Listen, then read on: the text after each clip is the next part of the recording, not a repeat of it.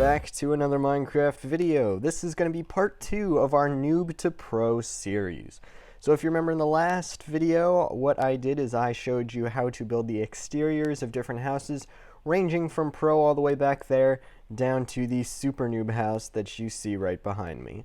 Okay, so this time we are going to be judging the interiors of each house. What is on the inside of each house, and do's and don'ts of each one. So first off, we have the Super Noob house. So if you take a look inside here, you see all we have here are the essentials. We have a bed, we have a chest for your storage, a crafting table, and that's about it. We have a little bit of lighting. The problem here is, number one, it's so tightly compact, and the ways and the different places that they put the blocks and whatnot, it makes it very inconvenient to get around. I can't even get over the bed. This space over here and that space back there, I can't even access.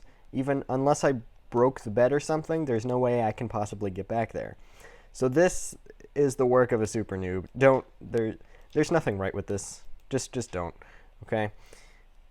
If we move over here to the noob house, you'll see it's a little bit better. This brings back memories, you know, vibes from like 2013, 2014, stuff like that. So we have some carpets going around the sides like this. It's pretty nice. We can access the entire place. We have our armor stand. Not sure why it has leather armor, when that's actually sometimes harder to get than iron. We have our chest, our double chest, mind you. It's a little bit bigger. We have more storage. Our crafting table, nice little painting. You know, it's not bad, but it's definitely not something that a pro would do. Okay, so, and the floor, nice pick, but could always be better.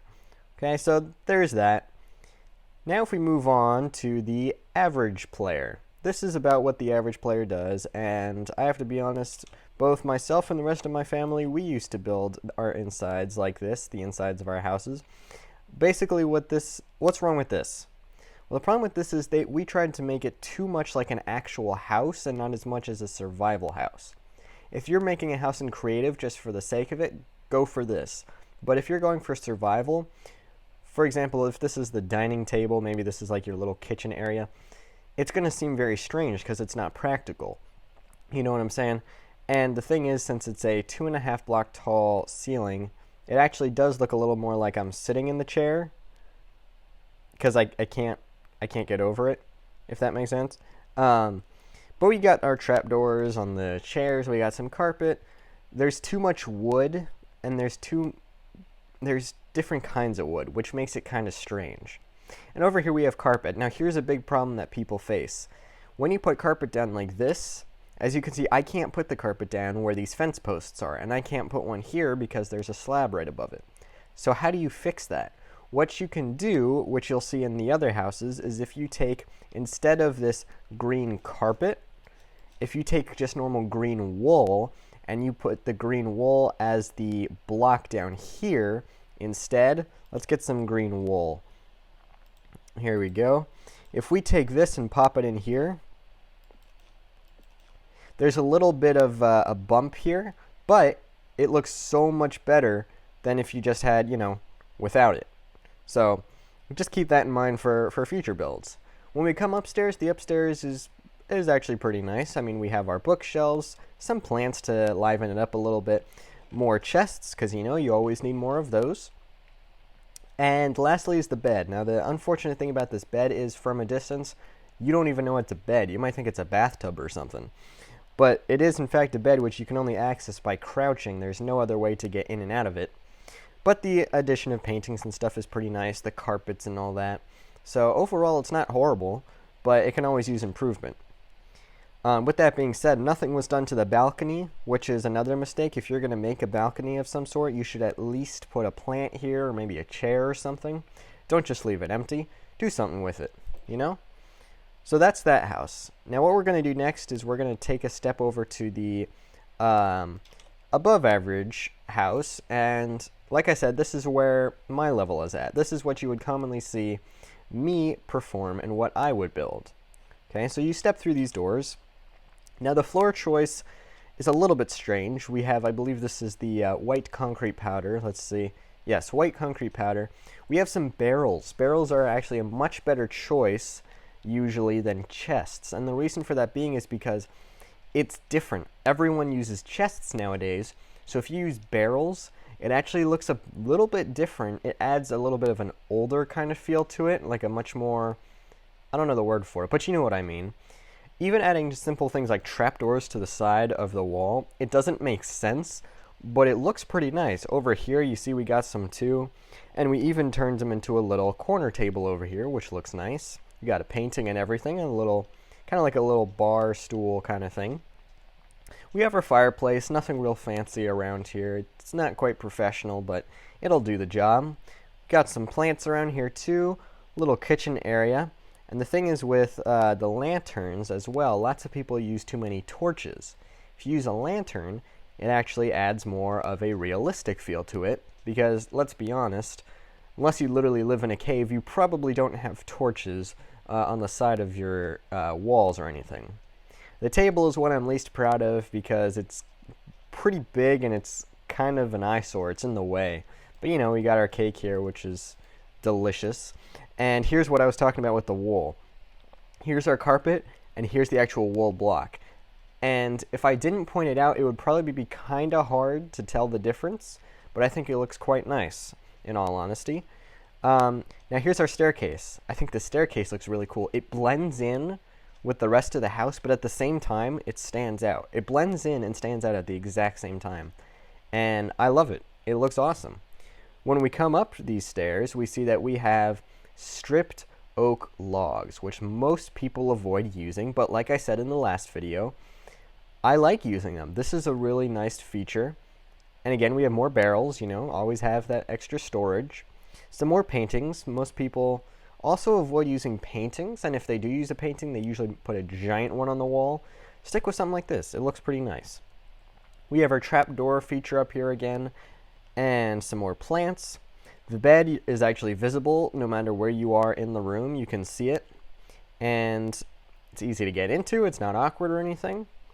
And when you come out on the balcony, as you can see, there's a flower, and over here, here's a flower. So we actually have something on this balcony. It's a little bit small to put a chair or something like that, which is fine. As long as we add a little bit of life to it, it looks 10 times better. And from here, actually, I can cheat a little bit and just fly over. Okay, so that's the above average house. Now we get to the pro house. And like I've told you before, I am not a professional.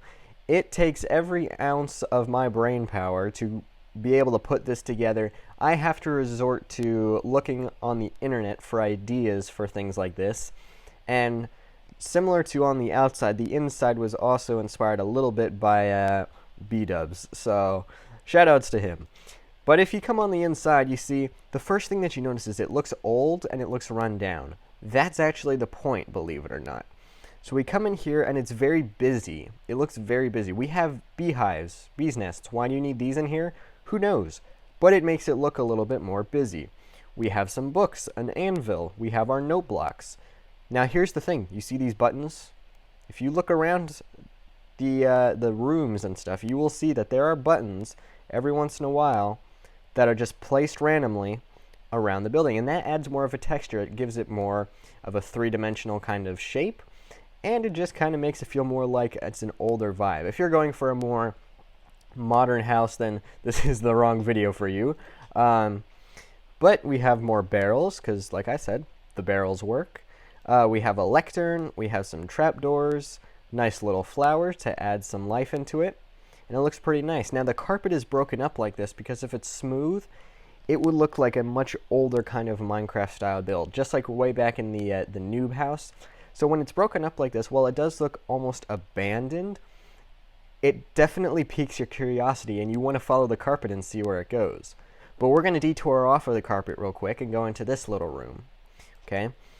Which is literally just a tiny little storage area. Lanterns, barrels, and a furnace. Nothing really that special, but the one thing that you want to do in a pro house like this, instead of one ginormous room on the first floor, break it up into several other rooms, right? So we have this little room that broke off, and we have this room over here that breaks off, okay? But right over here, we added some iron and some coal ore and a crafting table, which almost brings the outside inward, which is kind of cool because again, it makes it feel more like an old, almost a medieval, that's the word I was looking for, a medieval kind of house, if you think about it. And a fletching table over here, and if you go through this door, this is where our bedroom is at. Okay, so we have more lecterns, we have some paintings. Remember, the paintings don't go away. Those are really good things to add in there. Our trapdoors on the walls, those still look pretty neat. We have our bed, which is easily accessible. And here's the cool thing about the lanterns. Well, I could have put a redstone block or a redstone torch beneath this. I decided to go with something different. It's a hack I found several weeks ago, where all you have to do is put a pressure plate and an item frame on top of a lantern, or even next to one, and it will light it up that way, which is really cool. So there is no redstone around here whatsoever, other than the pressure plate. And that will light it up, that'll keep it lit. Even if I jump on it, like this, it doesn't deactivate it, it still stays lit, which is really, really cool. Alright, and then let's go to the upstairs. So up this old rickety staircase, we get to the big blue room. And as you can see, we did the same thing with the carpet again. It's all torn up and kind of almost looking abandoned, as you can see from the cobwebs that we added in here as well. The same thing is with these fences. Instead of the windows, it actually looks a little bit more abandoned, which is kind of cool if you're going for that kind of look. Some more paintings, anvils, not necessarily on the floor, but you can elevate them too, which adds a really cool element to it. Some more lecterns, plants, we're back with the buttons once again, and the lanterns still add some really cool features. This time I added this. What is this, you may ask? Well, these are a bunch of grindstones, and I have no idea what their purpose is in this house, but it looks cool. Same with the iron bars that go down the side. It looks really cool, but they don't really have to serve a purpose. We have some more barrels here next to the bookshelves, and from here we can even, you know, access the outside if we really wanted to. Let's just hope nobody tries to break into this house, because, I mean, it looks pretty easy to do, you know. But this is basically what a pro house could look like. Now, is this the absolute best kind of house that you could possibly build? Absolutely not. There are so many better builds that you could do. You could do different styles. You could make it look way better than this. This was just my attempt at a pro house. Okay, so those are some tips and tricks that you can use for the inside of your house. Don't do stuff like that. Doing something like that is okay. That's pretty good. But that's what you really want to go for, okay? So just keep that in mind next time you're building a house for yourself. Just think, okay, what kind of elements, what kind of details can I add in there to really liven it up, make it look more professional, and really make it more enjoyable to be in and, you know, play the game. So that was that. The next episode, we'll be doing the landscaping around each house. So by the end of the next episode, this house will be complete. All of them will be complete, but this one, oh, it's gonna look so cool. So with that being said, thank you guys so much for watching this video. Stay tuned for part 3, the final part, and I will see you guys in the next episode or video.